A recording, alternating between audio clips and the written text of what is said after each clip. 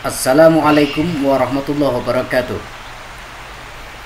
Selain pemandangan alam serta keindahan lima danaunya, Kabupaten Solok menyimpan kekayaan sejarah Islam masa lalu. Salah satu fakta sejarah adalah Masjid Tua Kayu Jauh, berdiri kokoh di sebuah lembah Jorong Kayu Jauh, Negeri Batang Barus, Kecamatan Gunung Talang. Banyak pendapat tentang tahun berdirinya masjid ini. Ada yang berpendapat tahun 1567 Masehi, tahun 1599 Masehi, dan pendapat populer adalah tahun 1419 Masehi. Masjid Tua namanya karena memang usianya yang sudah tua. Diakui masjid ini adalah masjid tertua ketiga di Indonesia. Masjid tertua adalah Masjid Saka Tunggal di Desa Cikakak, Kecamatan Wangon, Kabupaten Banyumas, Jawa Tengah, yang dibangun pada tahun 1288 Masehi oleh Kiai Mustoleh.